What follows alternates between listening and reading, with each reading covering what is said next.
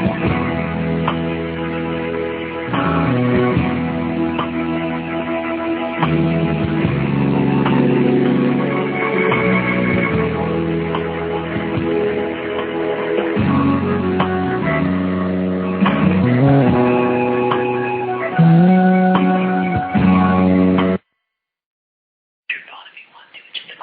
afternoon, ladies and gentlemen. My name is Christy, and I will be your conference operator today.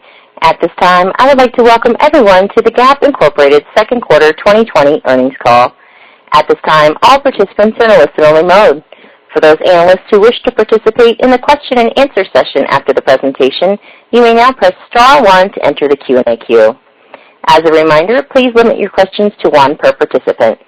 If anyone should require assistance during the call, please press the star key followed by the 0 on your touch-tone phone. Today's call is being recorded, and at this time, I would like to introduce your host, Tina Romani, Head of Investor Relations. Good afternoon, everyone. Welcome to Gap Inc.'s Second Quarter 2020 Earnings Conference Call. Before we begin, I'd like to remind you that the information made available on this webcast and conference call contains forward-looking statements.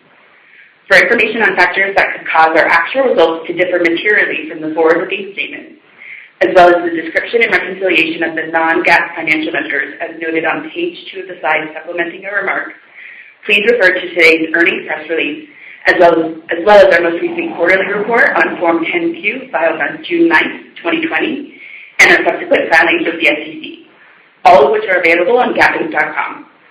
These forward-looking statements are based on information as of August 27, 2020, and we assume no obligation to publicly update or revise our forward-looking statements. Joining me on the call today are Chief Executive Officer Sonia Syngal and Chief Financial Officer Katrina O'Connell.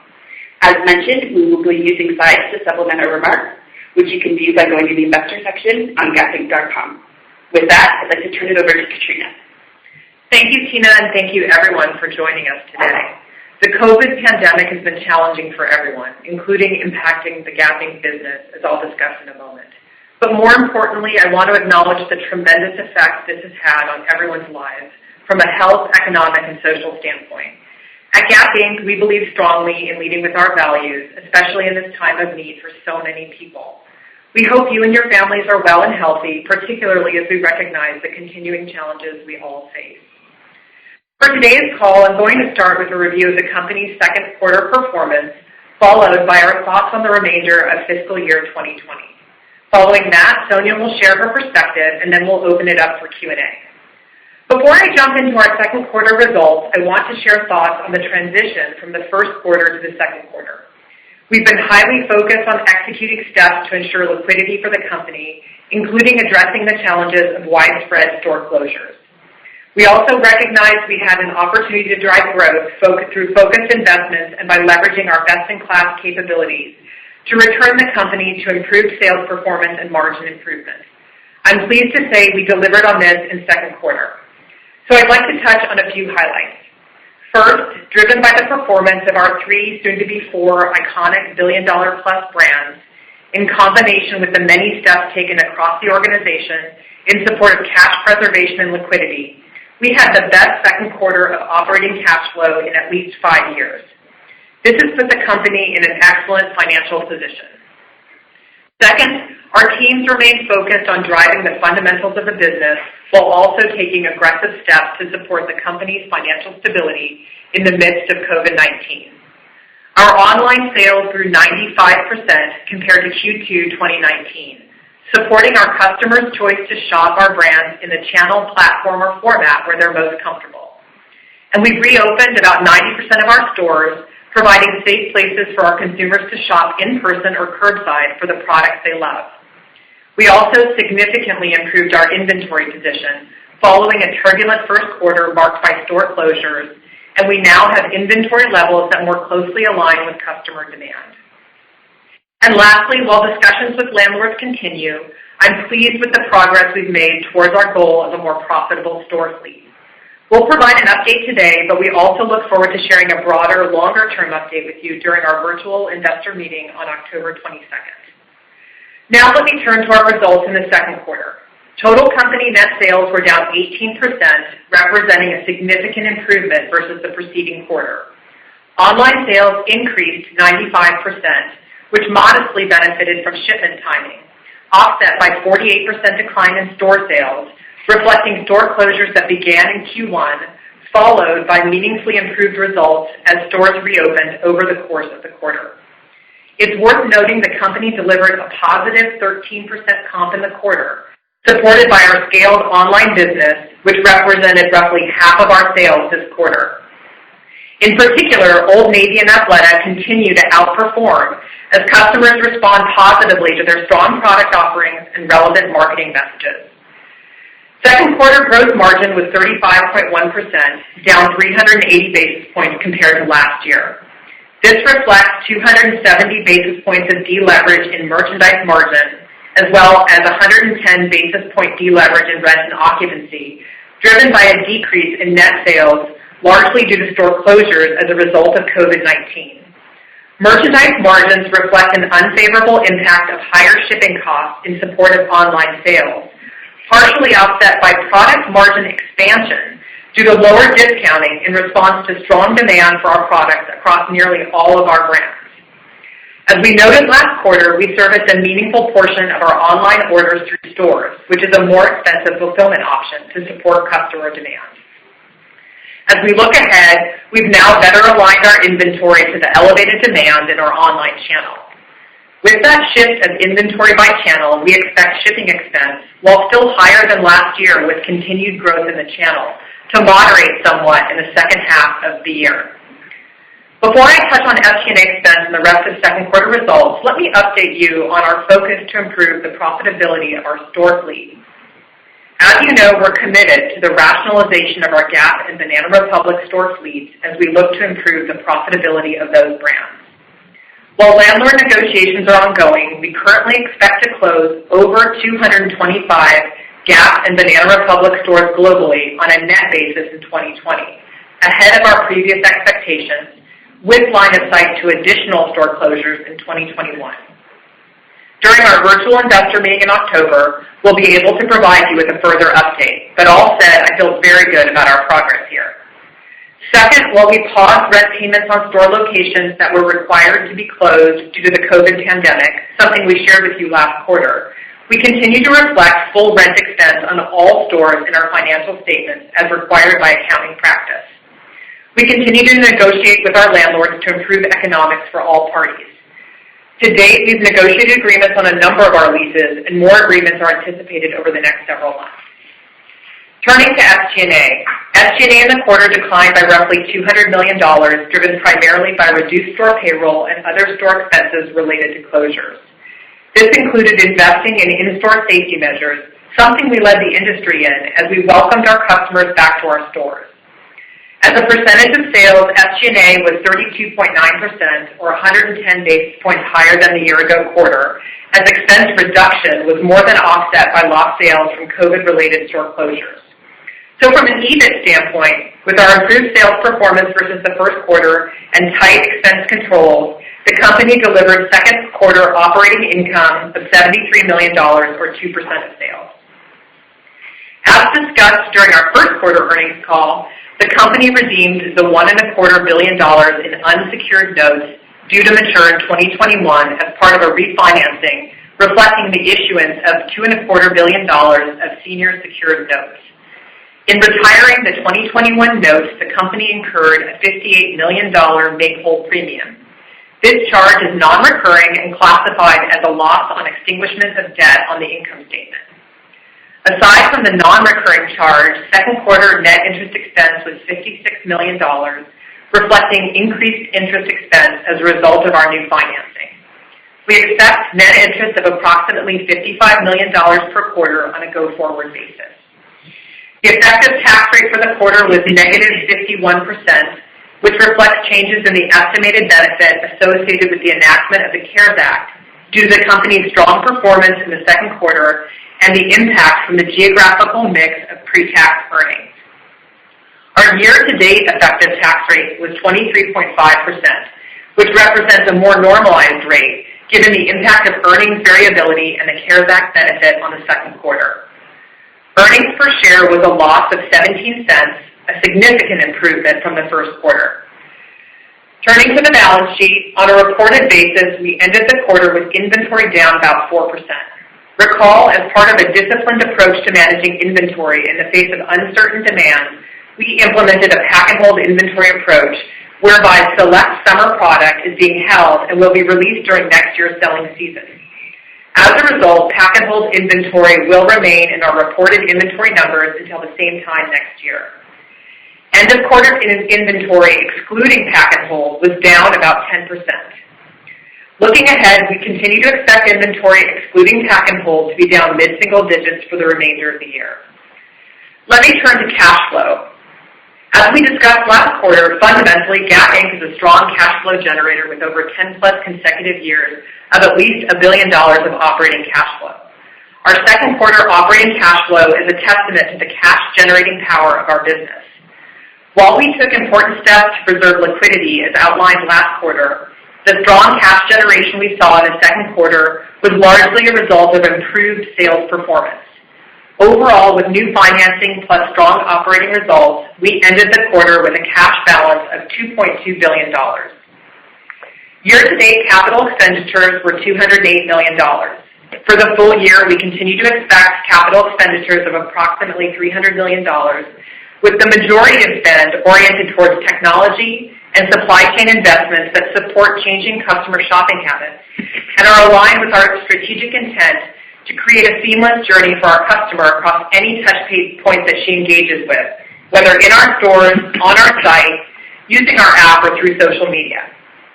And lastly, before I turn it over to Sonia, let me give you some thoughts on the remainder of the year.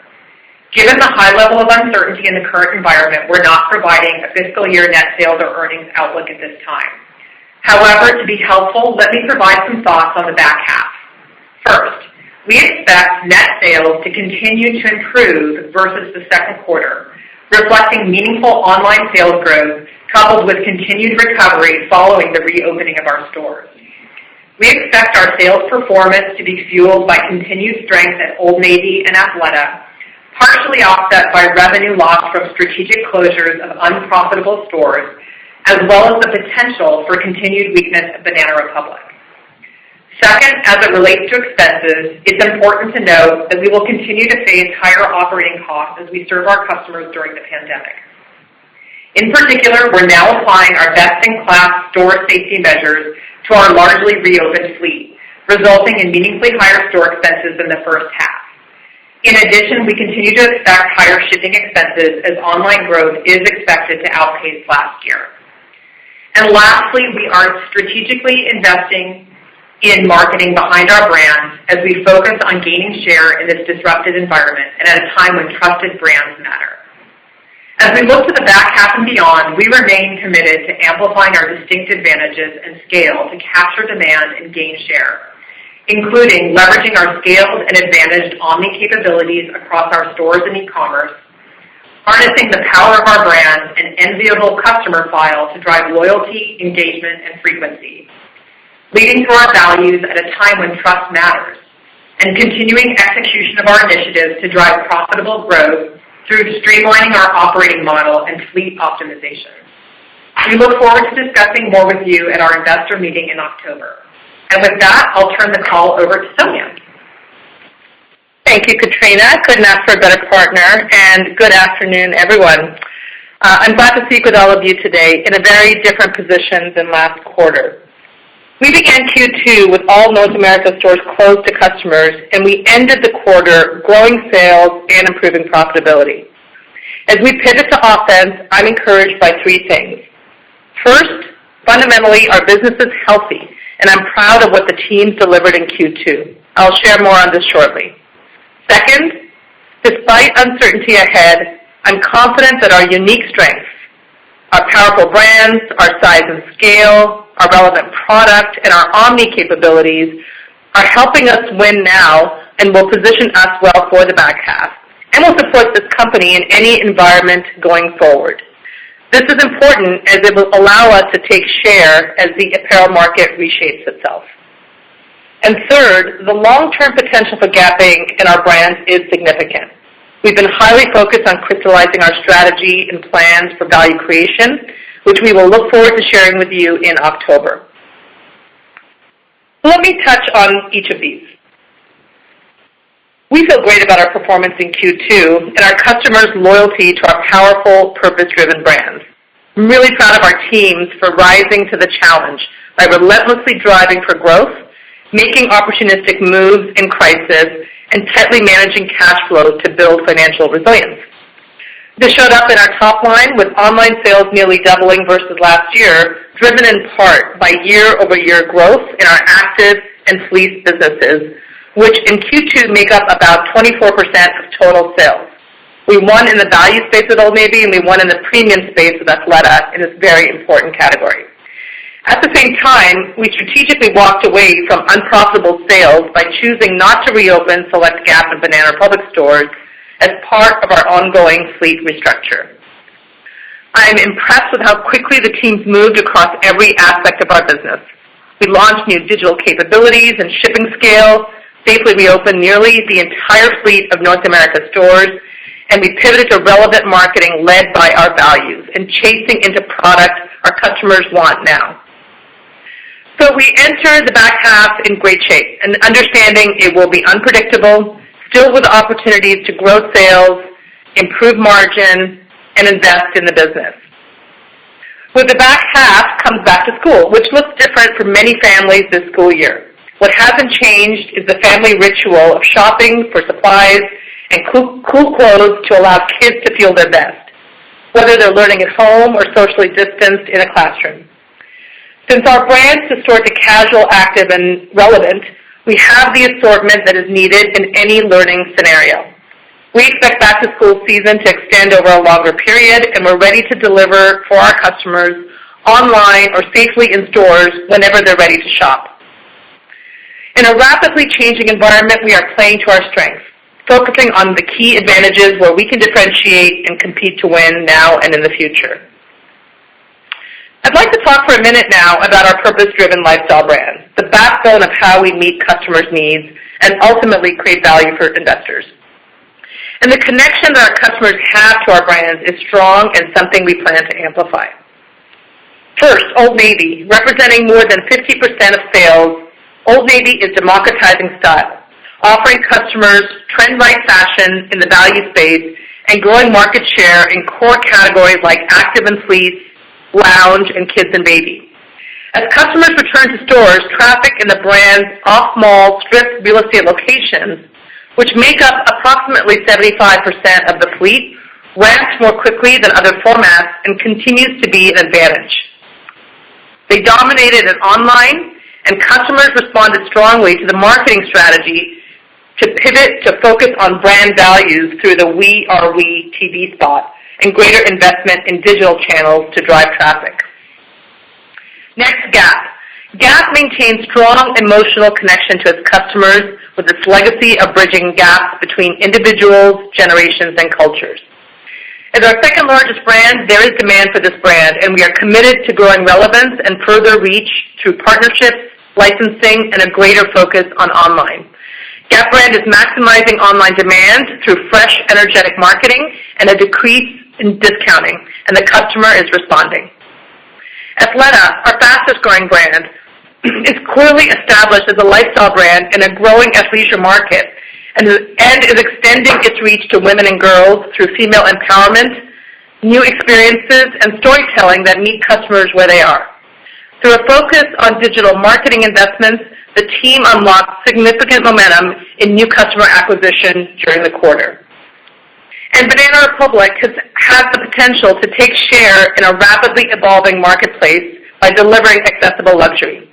While disadvantaged in the short term due to the shift towards casual fashion as people are working from home, the team is adjusting assortments quickly and pivoting storytelling with elevated product photography to drive online improvements. Longer term, we believe Banana Republic has a place to redefine workwear or work leisure in a post-COVID work environment. Together, our brands are well-positioned across age, gender, occasion, and life stage, and each brand must deliver products and services that contribute meaningfully to our customers' lives through distinct customer relationships. This is the cornerstone of how we will extend and monetize our brands. Another way we differentiate is through direct customer relationships. We have 60 million known active customers and a total customer file of 170 million, which we use to connect with our customers every day to increase our ability to tailor experiences, content, and product through a personalized journey. We're excited to expand our loyalty program in September, a capability that we will enhance and build over time, and one that is key to deepening our customer relationship and inviting more loyalists to fall in love with our brand.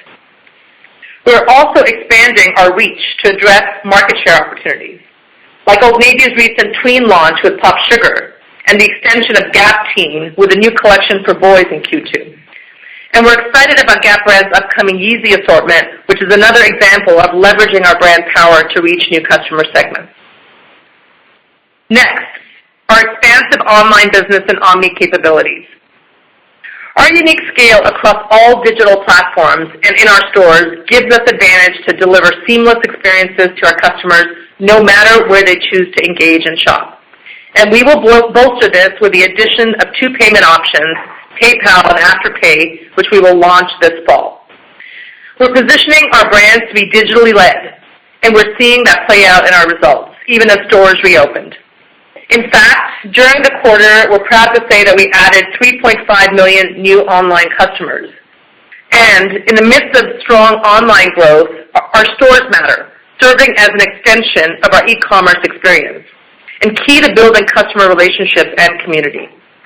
At the end of Q2, we had activated curbside pickup and buy online pickup in store across 1,500 plus Old Navy, Athleta, Banana Republic stores, and as of this week, Gap Brand is now live with this capability. We know the value of our multi-channel customers. Of our 1.8 million multi-channel customers in Q2, 30% of them had only shopped with us in one channel prior to this. We can grow in each of these channels by differentiating our experience at the intersection of both, and we are focused on growing our customer and online talent in order to do this. Crucial to our success is relevant product. With an average customer review of 4.5 out of 5 stars, our style, quality, and fit are resonating with customers, which allow us to have greater pricing authority, resulting in less discounting. The casualization of American style, particularly in light of COVID-19, has played to our strengths, fueling our active and fleece and kids and baby business, which represent nearly $3 billion and nearly $4 billion last year, respectively. Going forward, we see room to grow share in these categories even after the pandemic. And we can't talk about product without talking about masks and our commitment to encouraging health and safety. We sold about $130 million in masks in Q2 through compelling consumer marketing and digital storytelling that has us ranked as the #1 Google search result for face mask style guide, as well as an aggressive B2B business launch. The work the team has done to stand up this business, creating brand-right designs that our customers love, continually improving them, and scaling the business is the ultimate example of how we want to operate as a culture, chasing big, audacious ideas with speed and clarity, all with the customer at the heart of our decisions. Which brings me to our lean operations.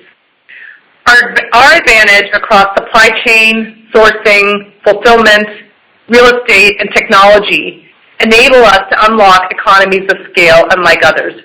It is this scale that allows us to reopen nearly our entire fleet of North American stores with a safe retailing playbook, which is helping define the gold standard in our industry. We can get leaner, and as Katrina mentioned, we are making progress in optimizing our cost structure, particularly as it relates to our store fleet. And lastly, leading with our values. The past few months have highlighted the importance of companies with authentic values as consumers have become more in tune with how their personal values align with brands that they love. We've always strived to be a company where everyone is welcome, leading on issues like gender representation and pay equality, and our brands are positioned to stand out in front on these issues. We are fostering a culture where every employee has a strong appetite to win and to learn. And I see the team raising the bar here. I couldn't be happier with what I'm seeing. It is this that will allow us to build a larger platform, a larger business from which we can proudly share our values. So as we look to refashion Gap Inc. for the future, leveraging the power of our brands and leaning on these key differentiators, that's what's going to fuel our success. Now, since taking the seat in March, the management team and I have been crystallizing our long-term strategic view of the company, and we look forward to sharing our plans for value creation with Gap Inc. going forward at our virtual investor meeting on October 22nd. So with that, I think we will open it up for Q&A. Thank you. And ladies and gentlemen, if you'd like to ask a question, please press star followed by the number 1 on your telephone keypad. If you're calling from a speakerphone, please make sure your mute function is off so your signal can reach our equipment. Also, as a reminder, please limit your questions to 1 per participant. And your first question comes from the line of Lorraine Hutchinson from Bank of America. Your line is open. Thanks. Good afternoon. I'd like to follow up on your comments on fulfillment costs and just see if you could parse out a little more detail on how you're thinking about this in the back half, where you think these fulfillment costs will go, and then anything you've heard from some of your key carriers around peak holiday surcharges. Thank you. Hi, Lorraine. It's Katrina. So thanks for asking that question. We had a very unique dynamic in our second quarter around fulfillment costs, which was as you saw, we got a 95% growth in our online sales, and certainly we hadn't planned the inventory in our online distribution center to fuel that level of growth. And so the increase in fulfillment costs that we saw in the second quarter was a combination of both the increase of the penetration of online to the business, but also the fact that we were shipping a lot of the demand to fuel that 95% growth from our stores. And when we send the inventory from stores, which is actually a good thing given the fact that our stores were ramping up and we were looking to ensure we were clearing that inventory and also servicing demand, it does result in some inefficiencies like split shipments and more extensive processing. So that weighed on the margin that we got in our second quarter. As we think about the back half of the year, certainly we expect that we'll continue to have a higher shipping because we expect our online business to continue to grow year over year. But because we've been able to now learn from second quarter and better invest our inventories back into our online DCs, we expect that a lot of the inefficiencies from shipping from store will go away, and that it'll be that part of it will be more normalized. Yeah, let me just add a little bit about the carriers. And what I will say is our teams have built multi-year, long-standing, deep partnerships with the top carriers, and we stand, with among the biggest of their customers. We understand the dynamic is shifting certainly in the industry, but we believe we have a position of strength due to our scale, our differentiated scale, and a multi-year relationship where we help our carriers also develop new capabilities that they may be interested in doing, and vice versa. So we believe it's a synergistic partnership that will play well for us, and the scale is an advantage for us. Thank you. And our next question comes from Paul Away from Citi. Your line is open. Hey guys, Paul is right. Curious if we could talk about the progression of the Old Navy results during the quarter, and you mentioned off-mall locations and performing strongly at Old Navy. I'm curious if you saw the same sort of dynamic in the other concepts. And also just curious on the stores that you didn't reopen, what was the cash cost to get out of those leases? Thanks. Hi, Paul. So as it relates to Old Navy, as we think about the performance in the second quarter, the dynamic is very similar to the dynamic we had described on our first quarter call, which is Old Navy really performed the best in seeing the traffic rebound, but given the nature of the fleet. And then, as you can imagine, Banana Republic really performed the worst, and that's a combination of their locations, but mostly the fact that we're working through a pivot in their assortment to be more relevant in this COVID world where work needs to be redefined, as Sonia talked about. So I would say that continues to be the dynamic, and Gap and Athleta sort of in the middle. And then as it relates to the store closures, we haven't yet discussed an amount. We're still deep in negotiations on those, and so that will be, we will try to be helpful by providing the number of stores we now have line of sight to closing, both this year and next. And then we will give you an update on the full financial impact of that, as well as the savings associated with that once we get to our October event. Yeah, let me just add a little bit about Old Navy. With net sales down 5%, considering stores, the majority of the fleet was closed for in a range of 4 to 6 weeks. It's really impressive results, and it shows the strength of the brand and the momentum that built as the quarter progressed. So I'll just add that the dominance of the online business, as reported, growing 136%, coupled with the pent-up demand that our stores saw. Our customers really wanted to engage and were ready to shop with us based on mall locations, based on strength of brand and product. So I think that we won on both fronts, and we're pleased with that. Certainly the Net Promoter Scores that we saw in our stores as we reopened was a major advantage for us in our stores. And, in Old Navy we saw double-digit compared to last year customer experience. And so that was, I think some of our customers really valued the safe shopping environment. They valued the engagement, the experience that they had. And I think shopping continues to be a very, very important ritual. Thank you, Syngal. And next we'll go to Kimberly Greenberger from Morgan Stanley. Your line is open. Great. Thank you so much.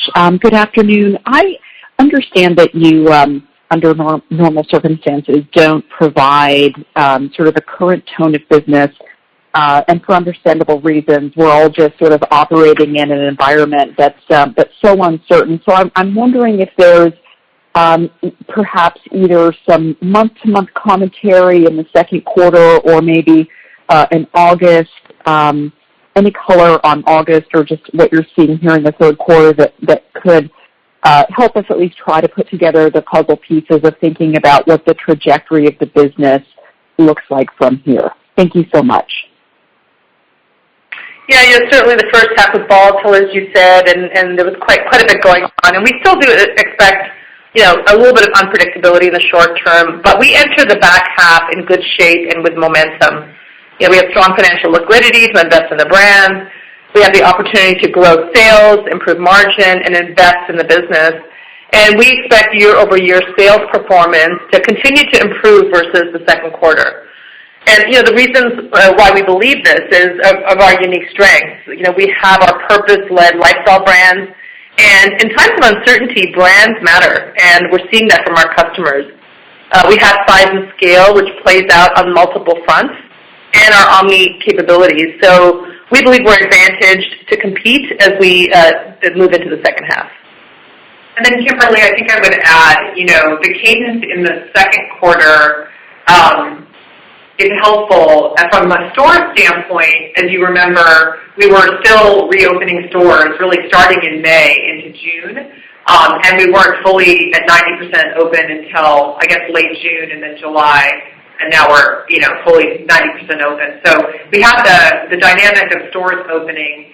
The good news is our online business. I think you remember we said online was up 100% in May, and then we reported online up 95%.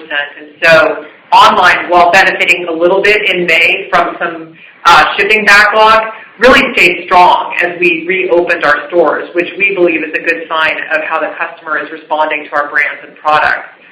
And then as it relates to some of the net sales performance, I would say there's nothing else really to report, with June and July sort of about the same. And so, that's sort of how the quarter played out. And then I think you heard in the prepared remarks how Sonia was describing back to school, but it really is very different dynamic, where, we didn't see the peaks in Q2 that we normally see Memorial Day and July 4th. People are just not shopping that way right now. It's a very smoothed out curve of how things are happening, but we still have confidence that people are shopping for those occasions, just shopping differently. Yeah, I mean, we believe the demand will be there. Back to school is that family ritual. Families buy school supplies. They buy cool clothes to give kids confidence. And whether they're learning at home or at school, we win in casual, active, and relevant products. So having the assortment that's needed in any learning scenario, we feel confident in that. And we've added to that with Gap Teen, Gap Kids Be the Future, as well as Old Navy Pop Sugar collections. And look, everything has changed in this environment, and things are definitely playing out differently around the world. That said, we have the right to play and win in this space. And when customers are ready to shop, and as we move further into the back half, we will be ready with the fashion needs that they have. So whether it's back to school, which kids represents about 25% of our overall assortment, whether it's the broader back half, I think that the resiliency and the capabilities that we've honed in on give us that momentum and confidence as we move through. Really great color. Thanks, ladies. And next we'll go to Kate Fitzsimmons from RBC Capital Market. Your line is open. Yes, hi. Thanks very much for taking my question. I guess two quick ones here. It was interesting in the slide deck, you guys noted that 10% of the revenues, came from enclosed malls, I believe. You guys often speak about the, 70% of the fleet is off mall. I guess just, directionally with these closures relative to that 10%, where do you see enclosed malls shaking out as a percent of sales, in 2020 over time? And then next, just, really quick, on Old Navy, obviously 2020 is a whole new bag, but, when we think about a return to a, normalized, call it mid to high teens EBITDA margin, how do you think about that with the shift to e-com that you're seeing and, greater shipping expenses, et cetera? Thank you. Yeah, Kate, I'll start first and foremost.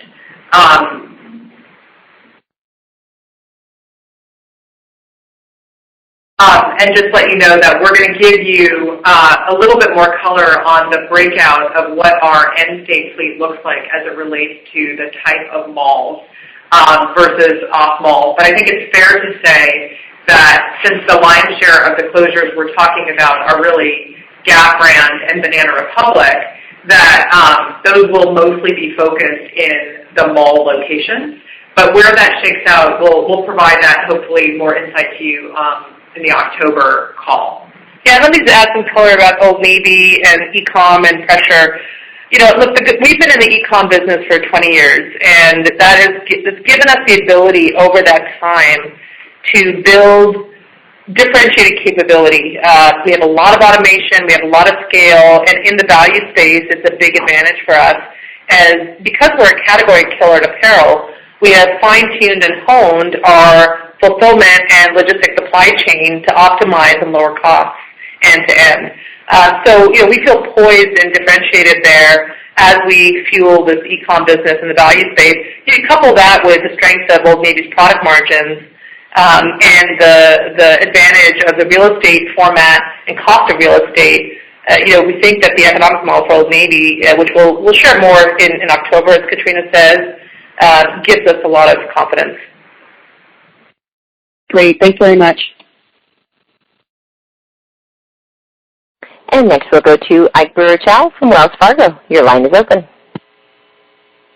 Hey, everyone. Thanks for the question. Let me ask the question. I guess two questions from me. Just, I know you can't really talk about margins in the back half because the sales are so volatile, but maybe, Katrina, just on the merchandise margin, could you give us a little bit of clarity on maybe what you currently think is reasonable to expect for Q3 or back half, or however you want to characterize it?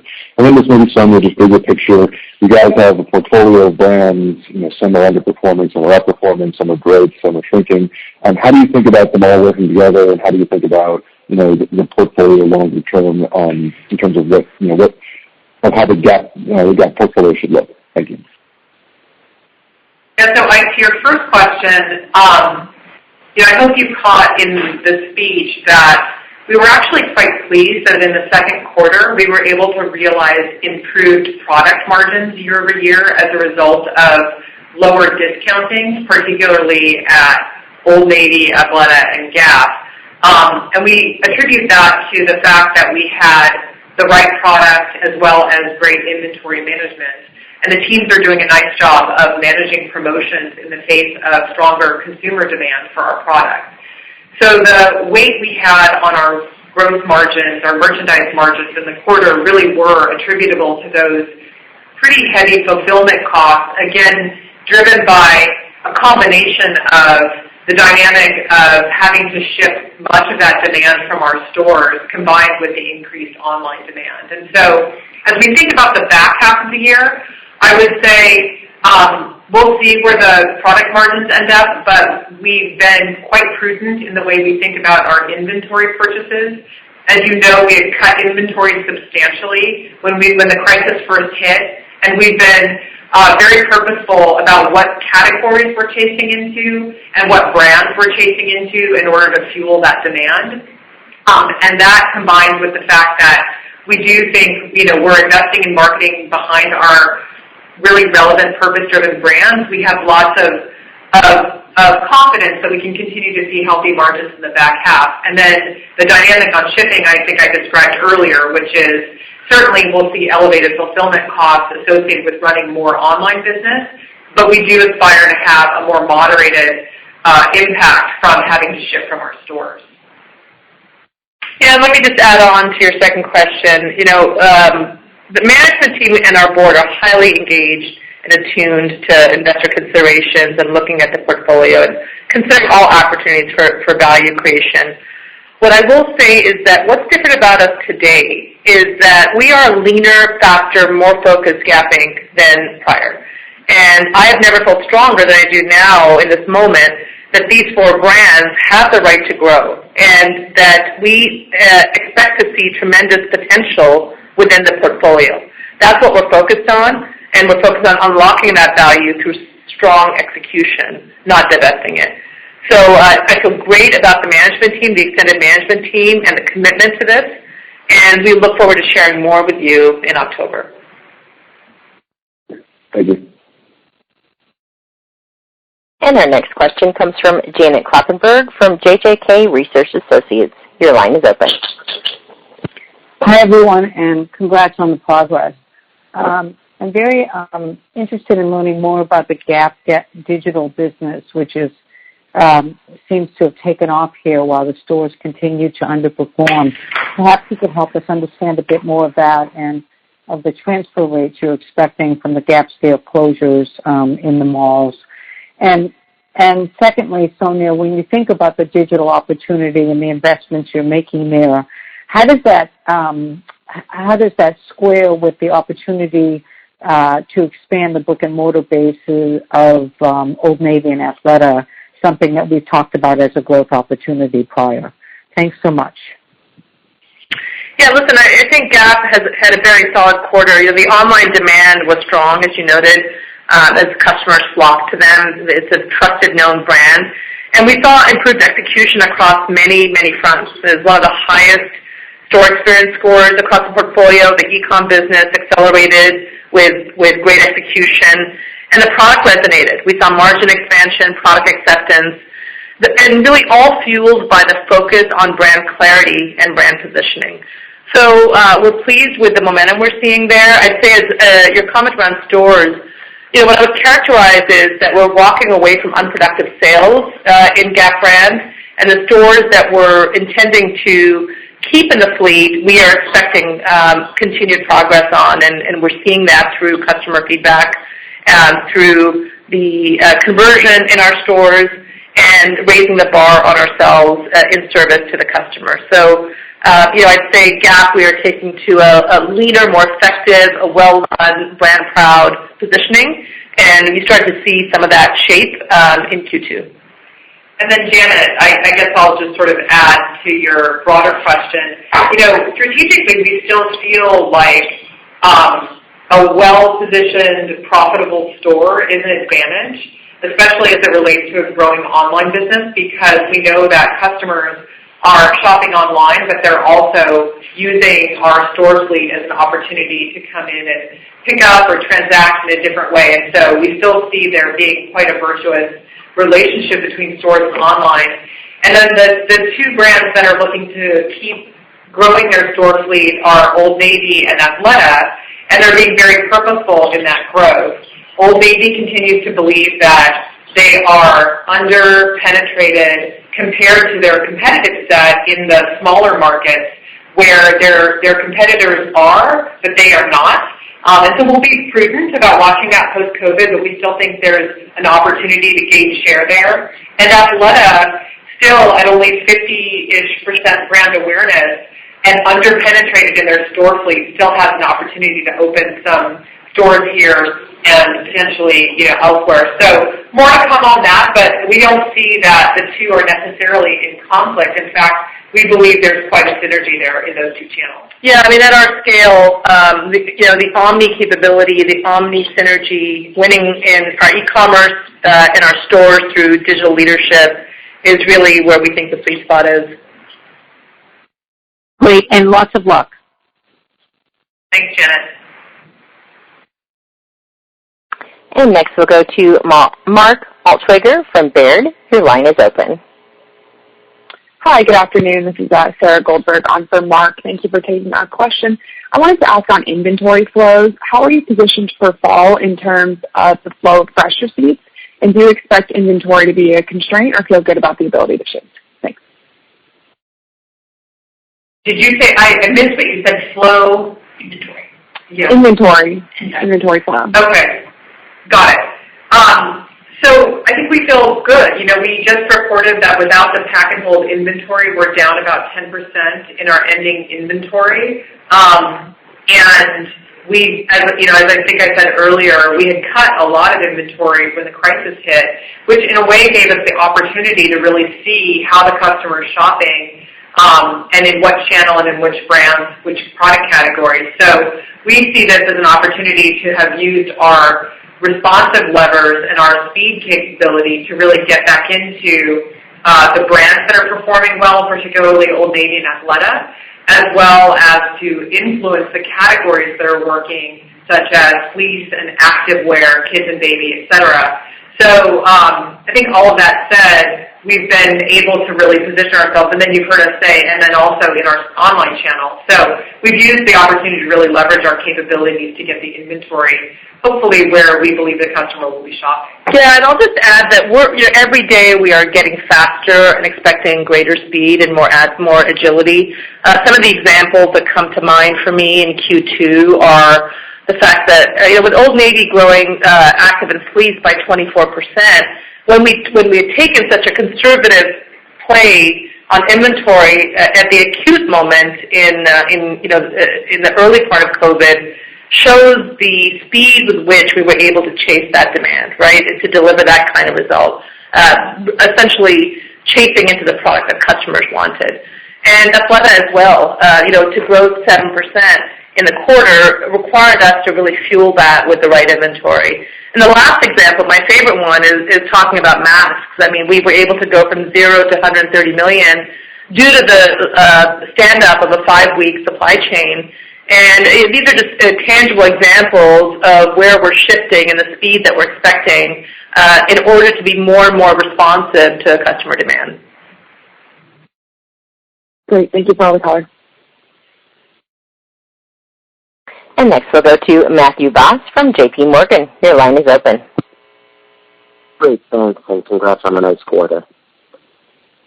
So, 2 questions. On gross margin, on the 3Q improvement, is that less negative than the second quarter, or are you forecasting actual gross margin expansion year-over-year in 3Q? And then, Katrina, on SG&A, as you've dug into the model of each of the brands, is the goal, as we should think about it, to find cost savings that will flow to the bottom line, or is it more to find opportunities to fund go-forward investments as we think about the magnitude of potential SG&A? Yeah, so as it relates to third quarter gross margin, we're not guiding to that specific dynamic. Hopefully the commentary today has been helpful to you to understand that, we'll see where sales land, but fundamentally we believe the product margins, as we saw in the second quarter, are benefiting from strong product and strong brands, and so we'll see how we compete in the back half. And similarly, we've talked about the fact that we do still have some headwinds on fulfillment costs, and again, we'll see where that lands. So we haven't really been that specific. And then as it relates to SG&A, we did do some pretty big moves in the first quarter. If you remember, we cut about 15% of our corporate overhead. And, we've been focused on getting cost out of the system. But we were also trying to be helpful in our acknowledgement of the fact that, frankly, in this COVID environment, one of our bigger priorities is providing our customers a safe place to shop. And that does come with higher operating expenses in the stores. The good news is, as you've seen, customers are coming back to our stores, and they are providing us with good Net Promoter Scores associated with feeling safe in our stores. So we feel that's important. And as I said, we are going to invest in marketing. We do feel like in this dislocated time in retail, it's an important time for us to tell the stories of our 4 big brands that are competing well with the customers. And so, again, we'll see where that all plays out in the P&L, but that's how we're thinking about the back half. Great. Best of luck. And next we'll go to Oliver Chen from Cowen. Your line is open. This is Jonah on for Oliver. Thank you for taking our question. Could you just provide more color on the new customer acquisition? You saw strong growth during the quarter, and maybe which brand you saw the highest new customer acquisition via online? And how are you planning to drive repeat purchases from these customers? Thank you very much. Yeah, we're really thrilled about the customer growth, 165% growth in new online customers acquisition year over year. And of course, because of Old Navy's size, the distortion was in Old Navy, but we saw customer growth across the board in e-commerce. And so, again, the advantage we have with this massive customer file that's growing in a differential way in e-commerce, you couple that with values-centered brand management and really owning these brands that have greater purpose and connect to customers in a time of complexity. I think it's a very uncertain time. Our brands are connecting even more greatly, and we're telling stories with greater focus on that connection. It's that combination, it's that intersection that we're finding that we can differentiate.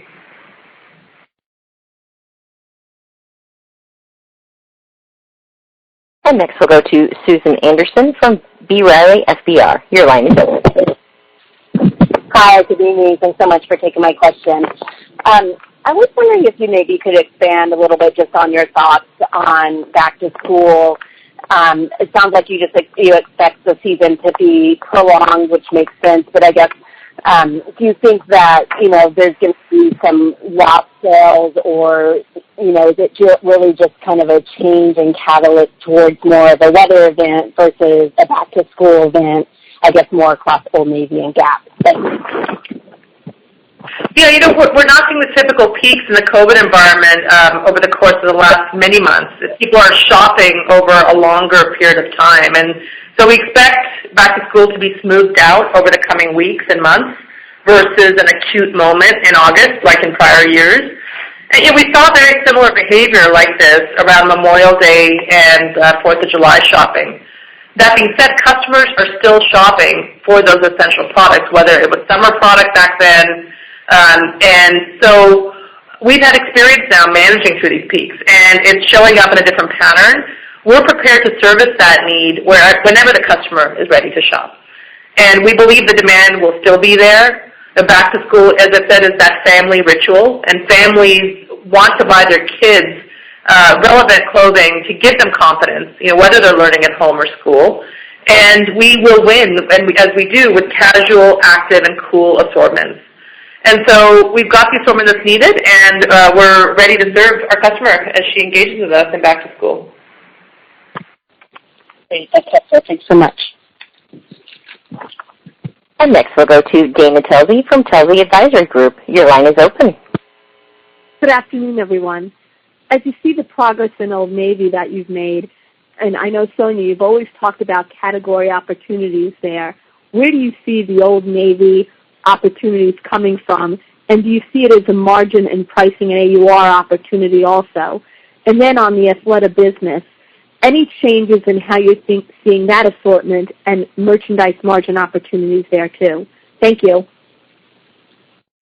Yeah, I mean, let me zoom way out and first start by saying, I characterize 95% of our Gap Inc. assortment to be relevant to how customers are dressing today. We have always led the way with casual and comfort and optimism, which is what people are looking for right now in their assortment. So that feels overall very good. Specific to Old Navy and Athleta, what I will say is the active lifestyle dominance that they both have has been a massive differentiator. Old Navy grew its active and fleece business by 24% in Q2 versus last year. It's now north of a $1 billion business. I think it represented roughly a $300 million business alone in Q2. And Athleta also, very dominant across the gamut of their categories as they really play to that lifestyle, that active and athleisure lifestyle. So that is the category space. But again, really the underlying the premise is comfort and casual. And we believe that applies to all of our brands. And certainly Gap brand won with knits and hoodies and other product types because of casual and comfort, as did Banana Republic with their knits products, as well as some of their more work leisure, as we're calling it, oriented products. So the uber point is we have authority here. We always have. It's really how we have built our business over decades, is leading with the casualization of American style. And so, this next wave is active, and we're riding that wave. Got it. And do you see margin opportunities for each of those businesses as a result of this? Yeah, I think that we're pleased with the product margin expansion in Q2, and we will continue to compete for that as we move into the back half. Thank you. And next we'll go to Alexander Wallace from Goldman Sachs. Your line is open. Good evening. Thanks so much for taking the question. A couple of questions from me. The first is on whether you can share any more color on traffic trends, perhaps sharing any color on the discrepancies between the different banners, between different geographies, and indeed different formats, how that shapes up versus conversion in the store. Yeah, so as it relates to traffic, I think, what we said earlier is that similar to the dynamic we described last quarter, Old Navy's locations are benefiting from the better trends. Banana is suffering the most. That said, the other dynamic we're seeing is that traffic is sort of hard to look at, and those people who come in are highly qualified buyers, and so we are seeing stronger sales over traffic trends for people who come in, really with a purpose to buy. But again, traffic is a little different because a lot of the traffic is starting online. There's curbside pickup. It's just a different omni-channel dynamic, but fundamentally, on a scale, I would say Old Navy is the best, and then Banana, just based on its product category right now, is the weaker of the brands. And what I will say is we pivoted to purpose-led brand marketing, and you saw some examples of that in Q2, whether it was the We Are We advertising from Old Navy or the Be the Future advertising from Gap brand or the Athleta advertising celebrating female empowerment. As we have zoned in on that, on purpose-driven marketing, we've seen that positively impact traffic and flow into both channels. Perfect. Thank you, Sonia. Thank you, Katrina. That does conclude our call. And as always, we'll be available for any further questions, and we hope everyone stays safe and healthy. Thank you. That does conclude our call for today. Thank you for your participation. You may now disconnect.